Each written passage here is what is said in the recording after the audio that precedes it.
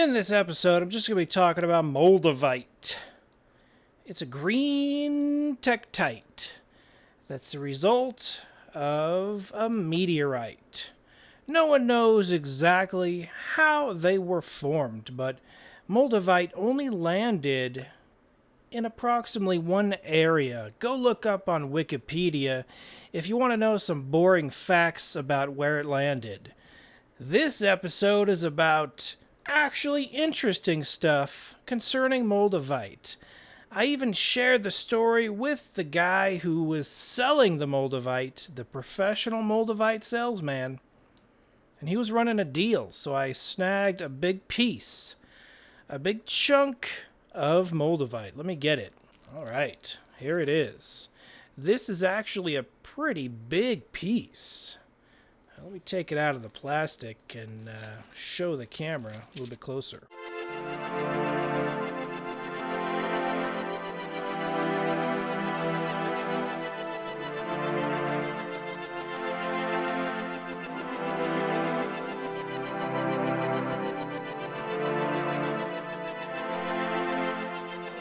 It's a beautiful piece.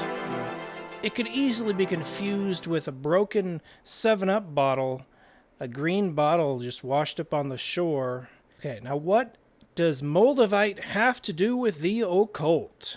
Not much, except for some urban myths, rumors, and whatnot. I would have to say the darkest, deepest secret on Moldavite that I heard was that it was the Eye of Lucifer made out of Moldavite in some H.P. Blavatsky book. She was big into the occult. She weaved some tale that she had some magical stone or something, and I heard that it was supposedly the eyeball of the devil as he's falling from heaven during the process, which doesn't make sense because unless his eyeball is made out of glass, right? I then heard and read about that it was a jewel in the crown of Lucifer's crown that broke into pieces or whatever. And it's obviously symbolic because it's just glass, silicone type natural elements that solidified.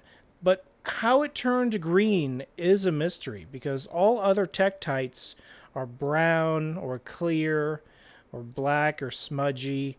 None of them are green, only Moldavite. So it's a very rare type of tektite. Very cool. Moldavite. I heard it has magical psychic powers, and if you put it on your pineal gland or your third eye right here, you'll have psychic visions, and you'll have off-the-charts, amazing insight into the future, some garbage. Let's see if it works.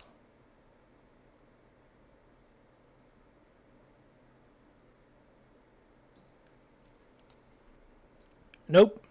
Maybe I'll test it out on dreams, see if it has any effect on dreams as a magical dreamstone. I'll put it beside my bed and I'll let you know if it did anything. But I don't see any magical properties in it other than it's a very cool gem that's really just a piece of space glass.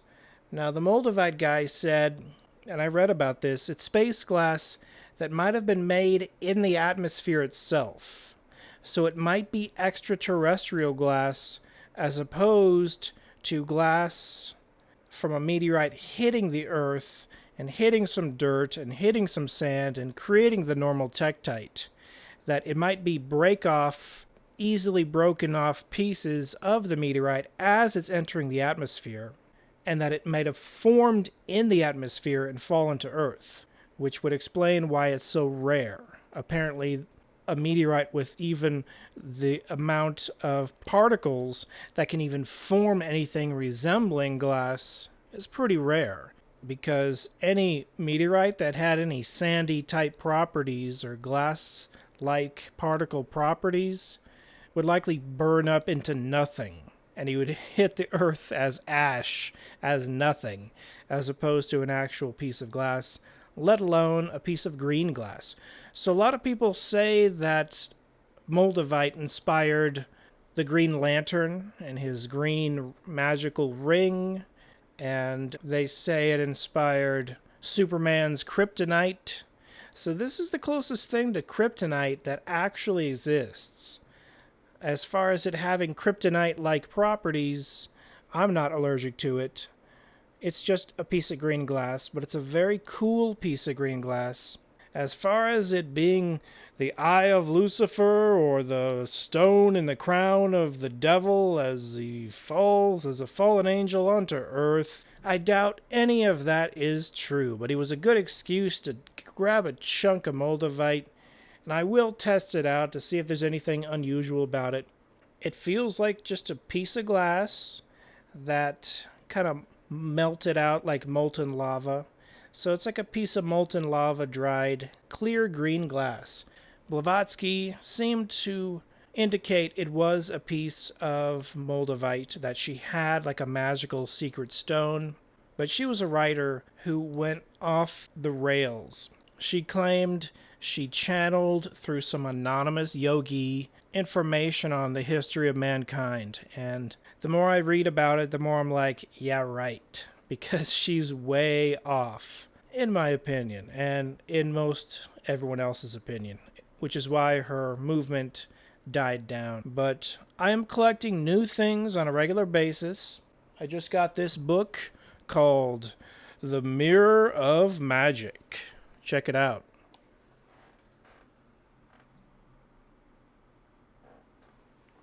The Mirror of Magic.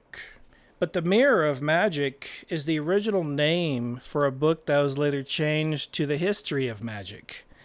And it has the cool emblem on it, which is why I wanted the original version. It's a fairly rare, fairly old book. It's not that rare. It starts off with a quote from Albert Einstein himself. "The fairest thing we can experience is the mysterious. It is the fundamental emotion that stands at the cradle of true art and true science. It is the source of all true art and science. He who knows it not and can no longer wonder, no longer feel amazement, is as good as dead, a snuffed-out candle." Albert Einstein. Albert Einstein is basically saying, if you can't wonder about the mysterious and the unknown, if you can't buy a book like this and wonder, interesting stuff, to learn about the secrets of the universe. This book is a compendium of magic in history. A very cool book I haven't even gone through yet. I'm already seeing a lot of very cool woodcuts. So if I come across anything interesting, I will talk about it. I can do a review on this book. It's already worth 10 times more than I paid for it in coolness alone. It looks cool, but it has a lot of history with woodcuts. I particularly enjoy these medieval woodcuts because they depict bluntly the belief in magic and the supernatural. And everyone believed back then. Today, no one believes.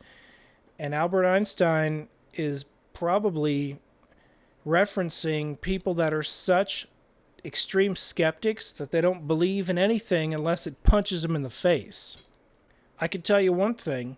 A demonic entity flicked me in my face.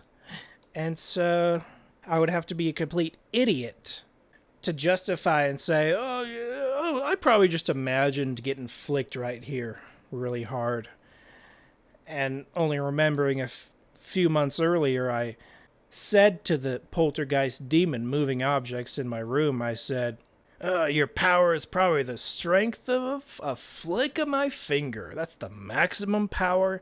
So I taunted it. And I do not recommend taunting these entities. But this video has gone too long. But I'm planning many more videos. I'm planning many videos on many subjects. Until next time, this has been John Razimus with Occult Unmasked. Be seeing you.